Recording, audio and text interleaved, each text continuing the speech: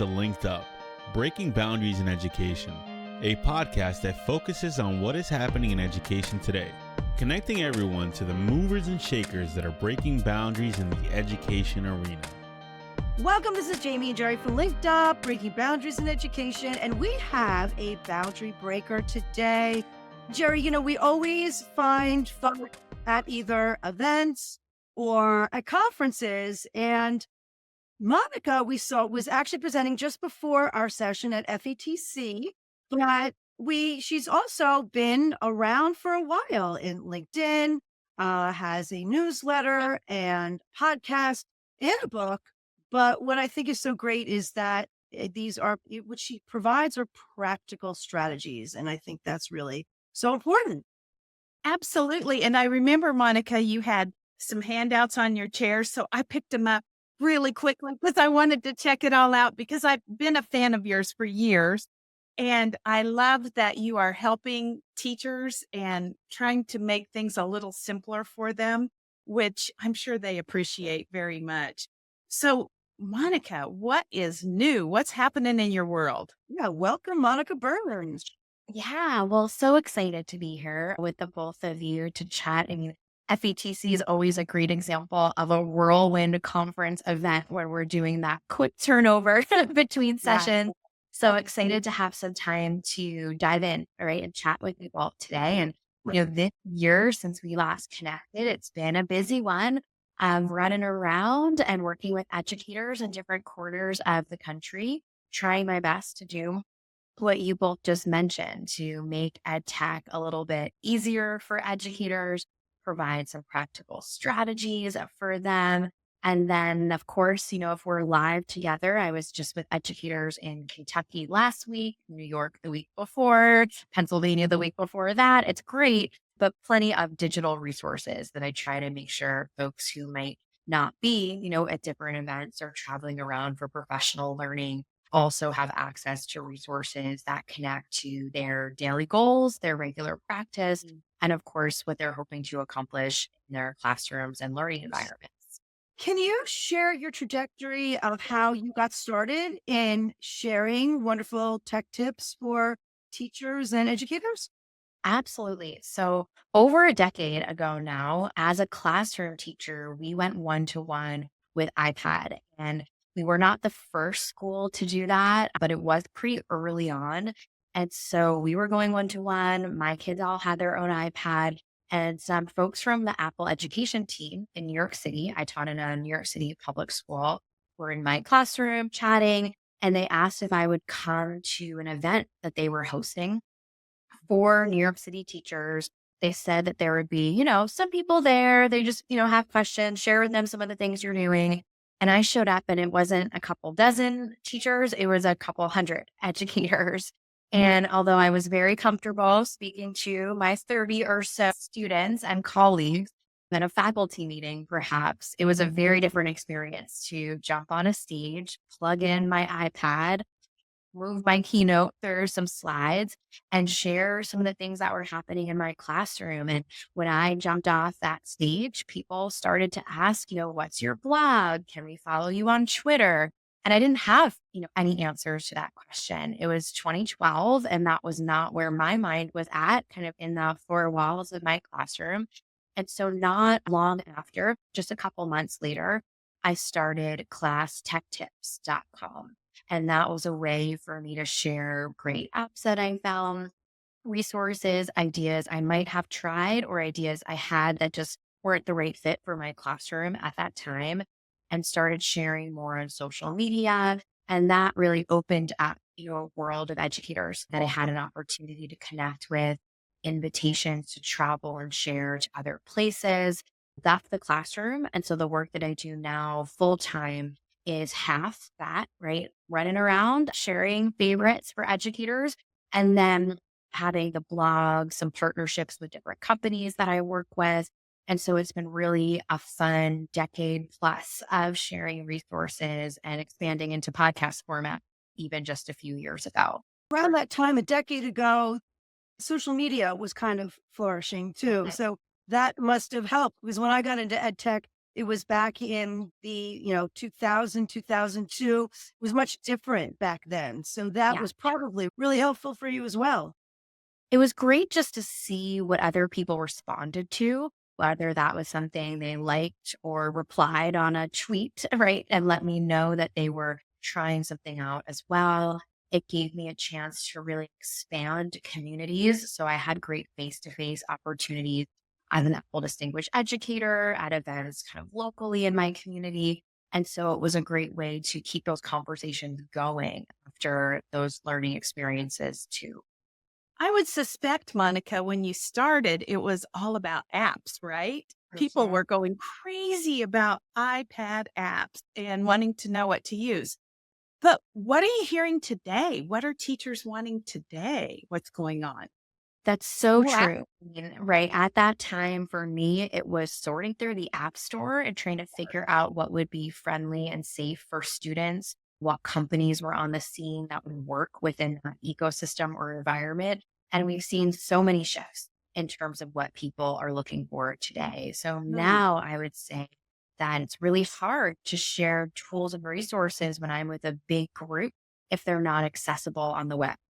And if they don't have quick and easy sign on for Yeah. educators to jump right in and either try them out when we're all together, or at least feel good that it would be easy for their students to jump into those same spaces without those extra login or barriers or worrying about compatibility.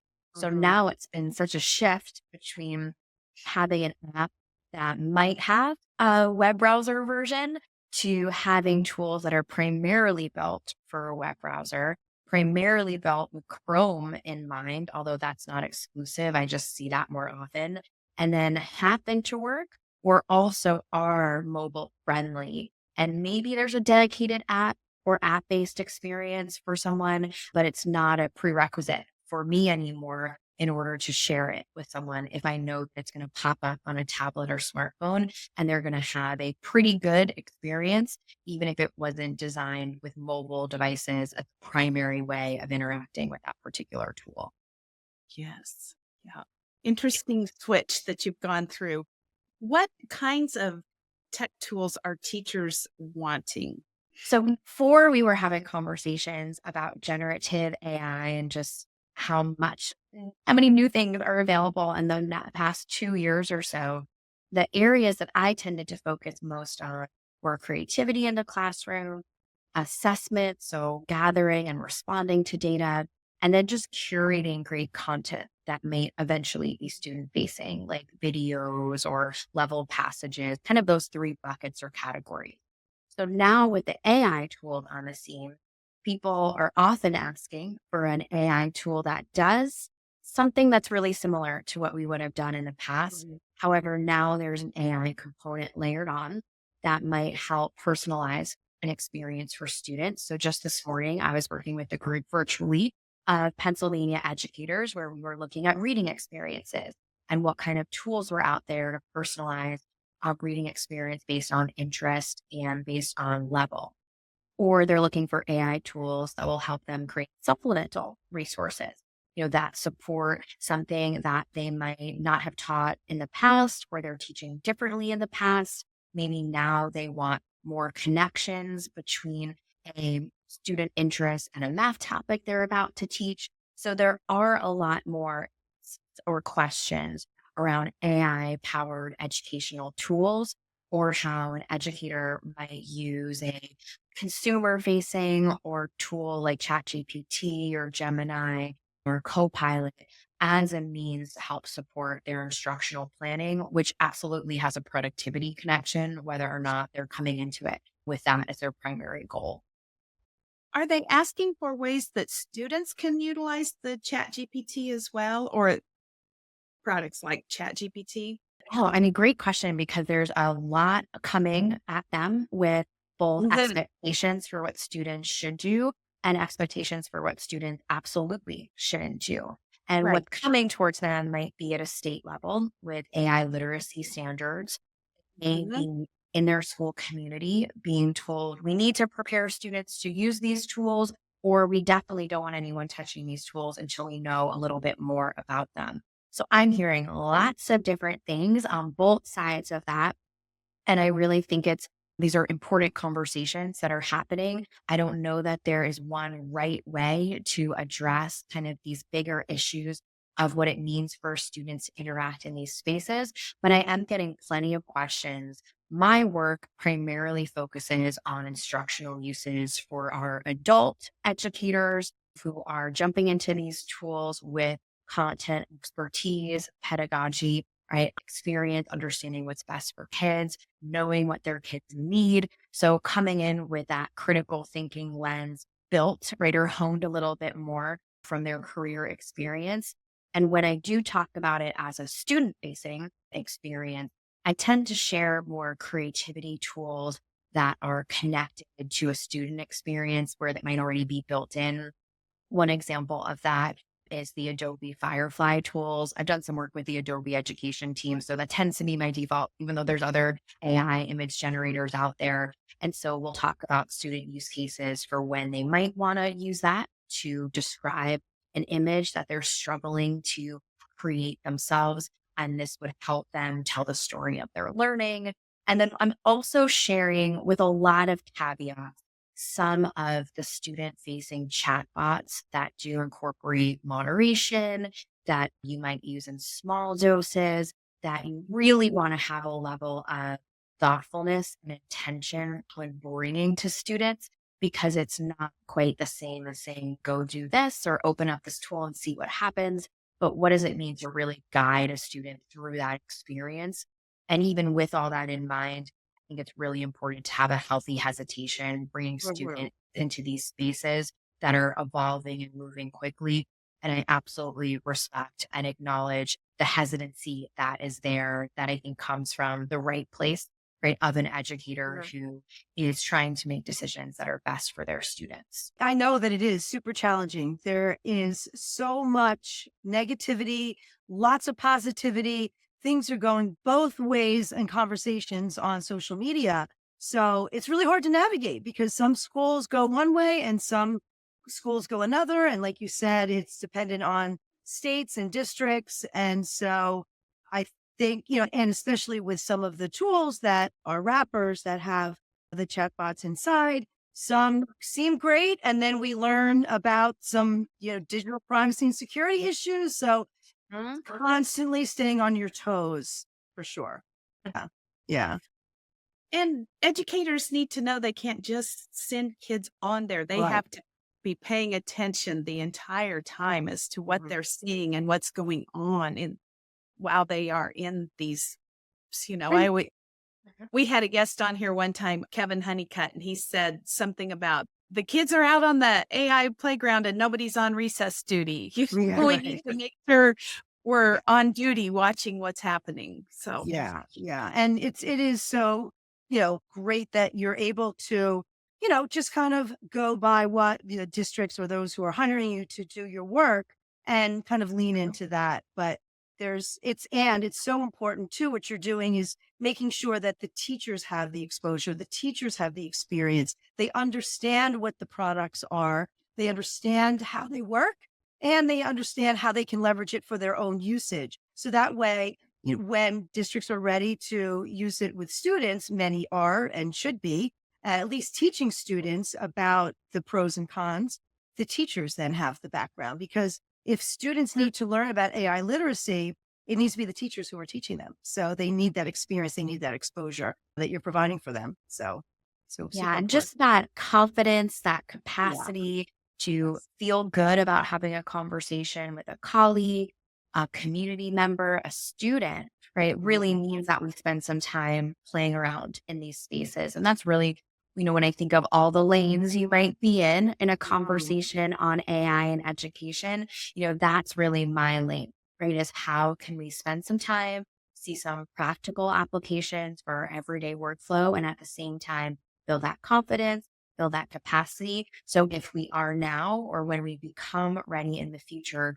to really plan intentionally for introducing this to students and leading them through experiences, there is that level of understanding that's already there to build off of. Like we are building that foundation together first. That's at least where I see my role in these conversations. Yeah. And so you mentioned, from apps to AI tools, but really the foundation are those instructional best practices, the pedagogy that you mentioned. So what are some of your, those umbrella concepts that you're really making sure are embedded in every conversation that you're having with teachers, whether it be, I don't know, formative assessment, or what others are you really focusing on?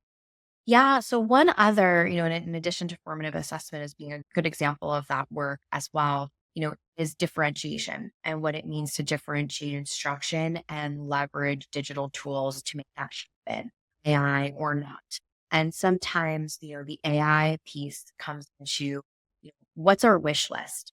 We know that this is something we want to do based on our formative assessment data. It would be great to differentiate this next lesson I'm about to do based on 3 big interests that my students have shared that they have. But how do I do that? I don't have the time. I don't have the capacity. I might not understand that particular interest as well, like to make a connection. We're here together chatting in the middle of March. If I know kids are excited about March Madness, I might not understand how that connects to the lesson I'm going to do tomorrow in ecosystems. But if I can jump into a chatbot and use my expertise on what kids need, right? What it is I'm teaching as a content expert, and then ask for some support making connections, it'll probably seem obvious once it explains to me some, ocean animal bracket activity that we could do to talk about, the life cycle in the oceans. Like I see that come through on a chatbot. I'm like, oh, of course. But that might be a wish list item. I might not have the time or the brain capital to develop that type of activity without that extra support, even though I know that it would be beneficial to students. That's just one example when I think of differentiating instruction based on interest. I might know that for some students, they need more meaning of vocabulary when they're acting it out. And I wish I had a reader's theater where this vocabulary was ready for them to interact with. But now I can go to a tool that's going to probably do a better job than I would do, even if I had the time to sit down and do it. But if I don't have the time to sit down and do it, it would never happen in the first place. Here, I'm going to get a script that I could share with 3 students to help them engage better in this vocab. They can act out this reader's theater. I'm not copy and pasting from Gemini or Copilot, but it's getting me 80% of the way there before I go in and make some tweaks and changes and put it in front of that group of 5th graders.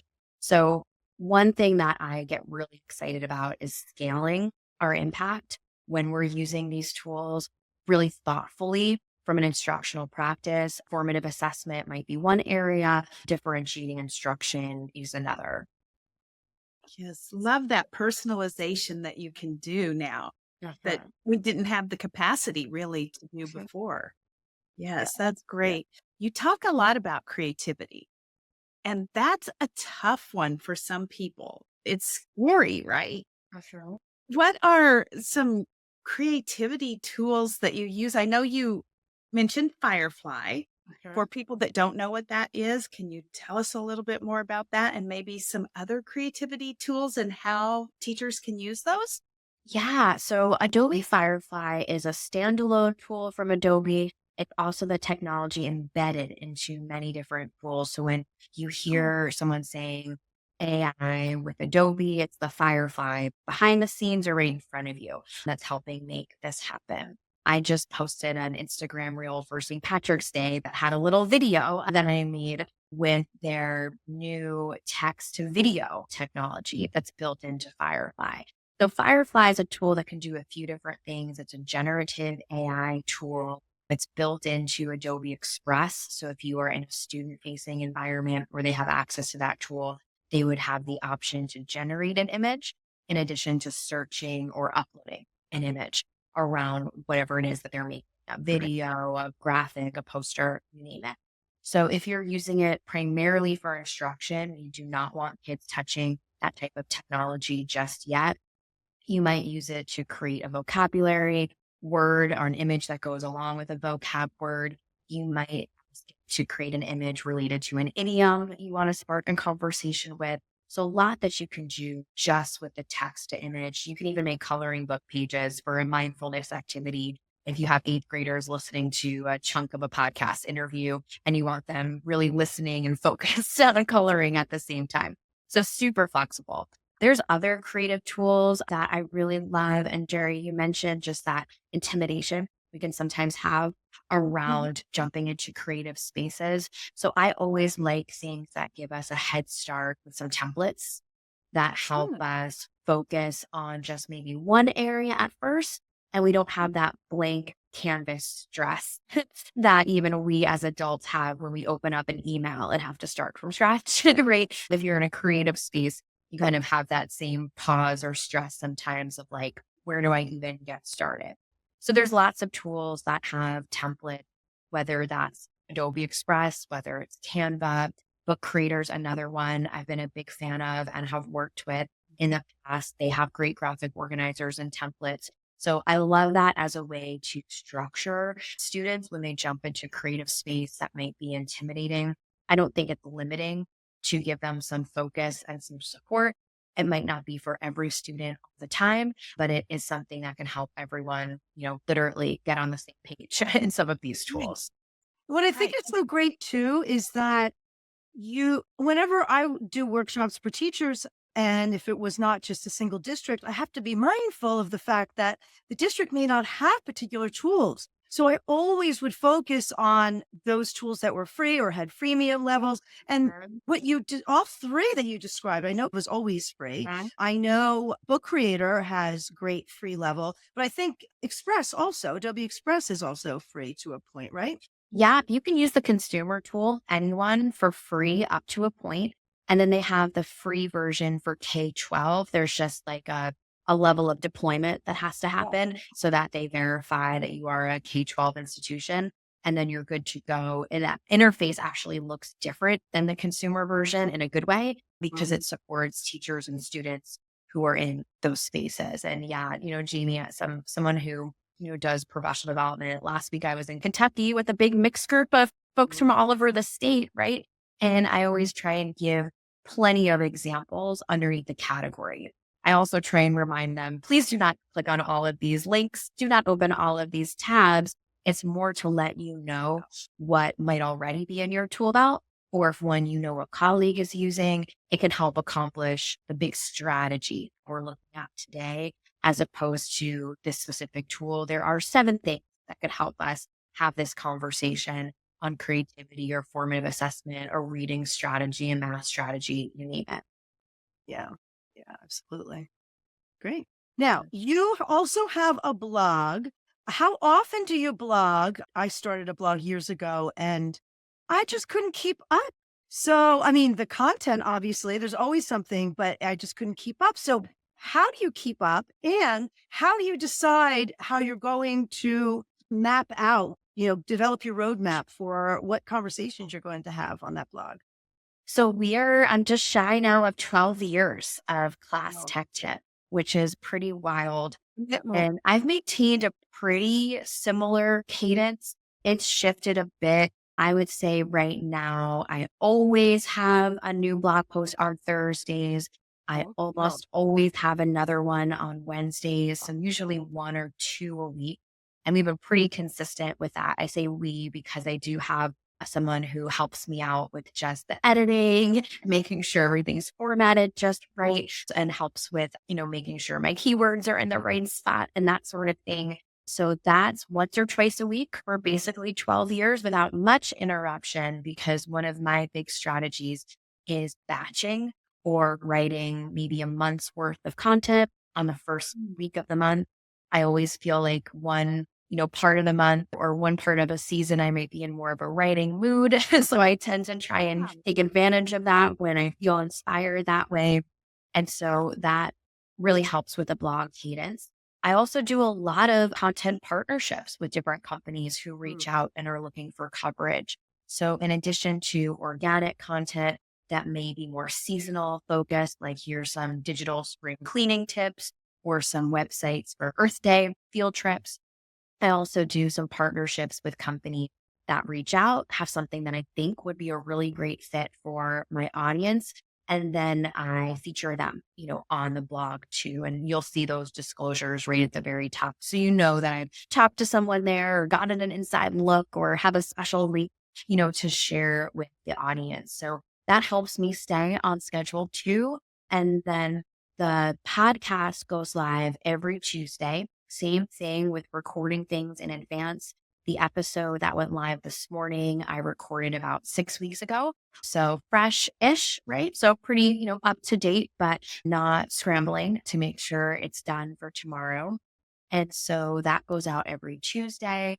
Educator interviews, solo episodes, kind of depends on what the season is. So some seasonality to that too. And then sporadically on Fridays, right now, we've got, I think, 7 in a row of bonus episodes that are in partnership with different companies. So we had one with Book Reader this past month, a handful with Jotform. We're the month of February. And so that's also a great way to help make sure I can cover the costs of all the things that happen behind the scenes to make a podcast go live. And then I get to chat with some folks from companies that I've been a fan of for a long time too. Fun. So fun. Yeah, That's you great. created a wealth of avenues for people to consume your content and learn. So I think that's terrific. Thank you. Yeah, it's been interesting as a podcast listener for probably close to a decade. It seemed like a lot to bite off, as I'm sure you both feel sometimes, to plan and produce and go out through all the steps of making a podcast. And right before the pandemic, so about year before, like March to March, almost to the week actually, I decided maybe I should do some audio content because I love it as a consumer. And I started refreshing blog posts from, earlier in the decade with some new content, just me. And then when I was planted at home and not running around to lots of places, I said, you know what? I have the calendar space to schedule some of these conversations. Maybe I should try it, right? And talk to some other folks, not just the solo episodes. And it was such a blessing to have a bit more time to carve out for those conversations. Something I've continued, up until the episode that went live this morning, plenty of conversations there too. You stay so busy with your travel and all of the content you create. It's so much, but it is a real gift to educators to have someone like you that can try these things out and give suggestions and tech tips. What's next for you, Monica? Yeah, so I'm excited to have some webinars on the schedule over the next few weeks. I'm kind of in the middle of 2 busy travel seasons, so that's always nice. Yeah. Helps me play catch up with some of that content planning. Like you mentioned, in the past few years, I've put out some quick reference guides for ASCD and ASCD ISTE together as some short form resources. And so working on a yet to be announced project for the summertime that's kind of leaning into that theme of short form. I love the book. I'm an avid reader, and it's also nice to have some things you can pick up and try out more of the on the go or that quick reference too. So can we look for that at ISTE? You can look for that at ISTE, maybe a little sooner, but ISTE is the target for sure. One of my favorite events.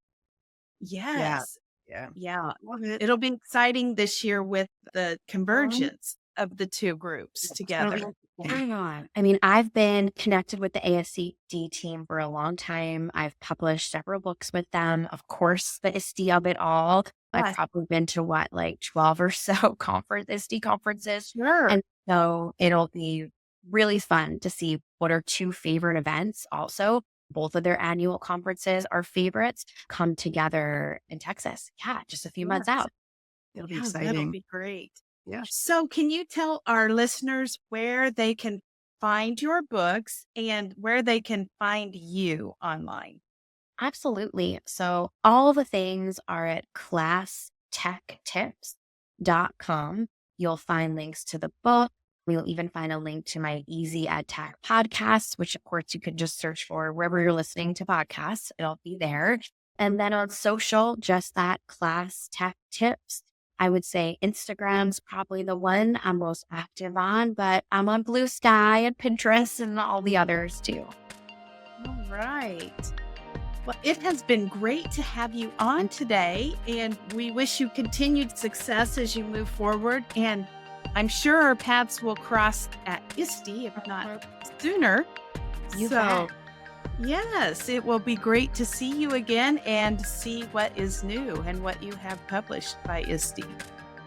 Well, appreciate the opportunity to chat with you both today. Thank you for listening. And if you would like to stay linked up, be sure to follow us on Apple and Spotify and subscribe to us on YouTube.